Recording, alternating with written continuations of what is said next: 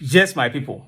Finally, this project don't complete and the train don't do in first trip carried over 40 wagons. That's like 40 foot containers in one trip and delivered in 4 hours to Ibadan. Watch this video from beginning to the end where you see how the project they go. Then I go explain some things about this project give you, because I hear say, so in short, if you know say your region, your states need something like this, at the end of the video I go tell you what you get to do. Because whether you like it or not, now your governor responsibility. Just see what these people they do. Watch this project, watch this video, when you see how this project. Ladies and gentlemen, this is Bueno Broadcasting Service. We have done it again. This is the container train on standard gauge arriving Mobladi Johnson railway station, and will leave shortly to Ibadan under 4.5 hours. We want to congratulate all the railway personnel, APMT, Bueno itself, the teams that made this history. We have broken the jinx, and we're glad that it happened during our time. This train is conveying 30 wagons, some of them having 40-foot containers and others 20-foot containers.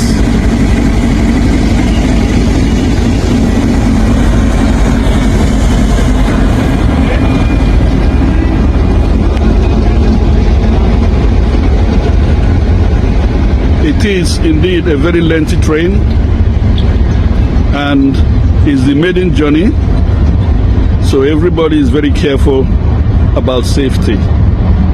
These are brand new wagons on a brand new track, well-trained staff, and only Bueno can provide this to our teeming customers. The empties for the next loading will depart in an hour's time to APMT in readiness for the next TDO expected by Friday. Ladies and gentlemen, we are still on the same one train, 30 wagons, fully loaded.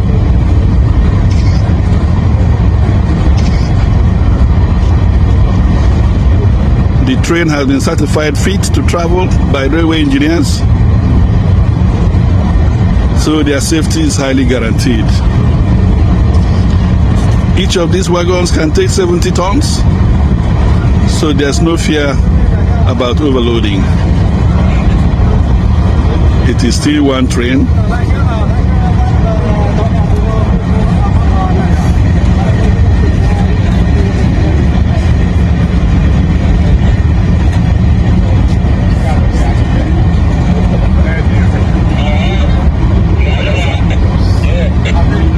The train will only stay 5 minutes here before it departs to Monia Freight Station, Ibadan. At Ibadan, our crew are already there. 75% of Nigeria's import passed through Lagos ports in 2017. However, 90% of this cargo leave the ports by road.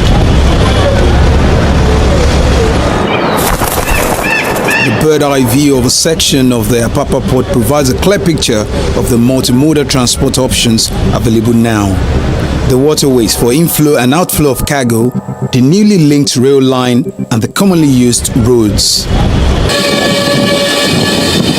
Adopting a more efficient cargo evacuation system is one of the approaches of the federal government to see off the problem of congestion in Apapa and Tinkan Island, two of Nigeria's busiest seaports. 2 years after the passenger service became operational on the Lagos Ibadan Railway, the federal government inaugurated the freight services on the corridor. The same corridor extends to Kano, and the line can move more than 30 million tons of cargo per year. There's a construction going on from Ibadan to Abuja, Abuja to Kaduna, Kaduna to Kano, Kano to Maradi. but I have directed the managing director to commence the operation on the narrow gauge. The narrow gauge is from Lagos to Kano. While you want to convey these containers, you are going to use the wagon on the narrow gauge so that it will not only stop in Ibadan, it will proceed to Kano. One would expect that most shippers would opt for the rail option because it is more cost-effective than truck shipping, especially for large volumes of cargo traveling long distances. But not in this case. The issue the Shippers Council is trying to resolve is, for instance, when you want to load a train, they have what they call rate charges. And the funniest part of it is that even the rate charges they cost to load the train is higher than the cost of the rail taking the goods out of the track.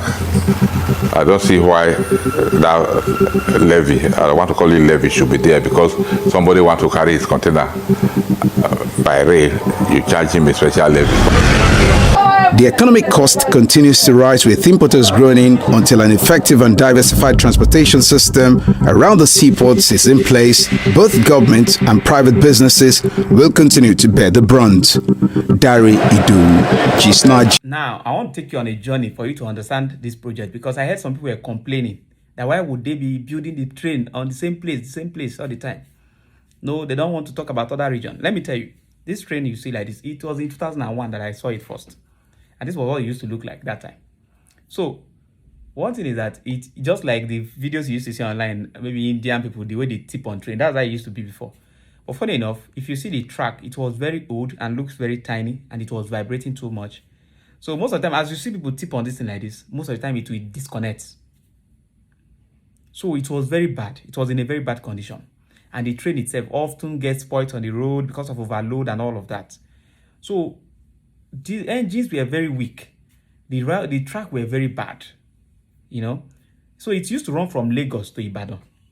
That's how it used to be before. It used to run from Ido, where it had a terminus, to Ibadan. Now, what happened? No, not even Ido. It used to cross, I think it used to cross Ido, because sometimes I used to see it cross Ido, but I don't know. But I know it had a terminus in Ido. I stay in Yaba, so I used to see it very well all the time. Now, what happened is that in 2012, Jonathan issued the contract. This was the train Jonathan ordered, okay, in 2012. And then he said they should remove the tracks and put a new one. So they couldn't do too much under Jonathan, probably because of funding or so. So under Buhari, they started the project fully. That is the renovation and the rehabilitation and the extension. So Buhari was on that said that the thing should get to the port. So apart from reaching the port, they also considered it reaching Kano, from Ibadan to Kano, then from Kano to Maradi. That's the plan. But for now, it still stops at Ibadan, while they are still working on connecting it to Kano. But exactly what you need to know is that this is a new train. This is a train Jonathan proposed.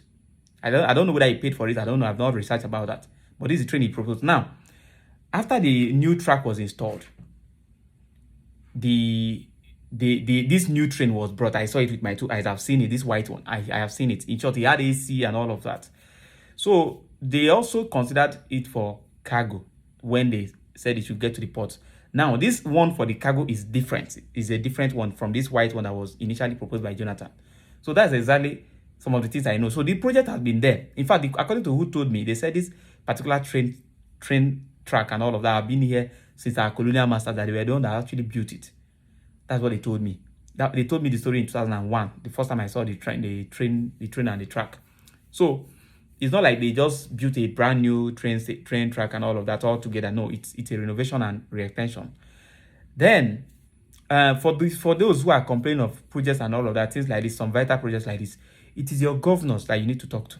They need to speak up, because it was Fashola that disturbed Jonathan until Jonathan dragged himself to this place. So you people need to make noise.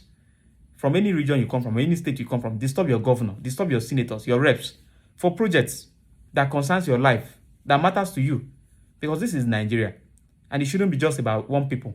It's about everybody. You understand? The money used in doing all these things are probably oil money, and they come from the Niger Delta. So it should go round. It should go round, you know. And I heard there's another massive project connecting Port Harcourt, and that one they even say is about $10 point something billion that is going to cost. And Buhari also awarded the contract. So I believe there are something also in plan that connect the southeast, and so I don't know whether it's connecting southeast, but I know it's coming from Port Harcourt. So you need to make noise to your governors and your reps and your senators. Let them even explain to you for you to know the conditions of things.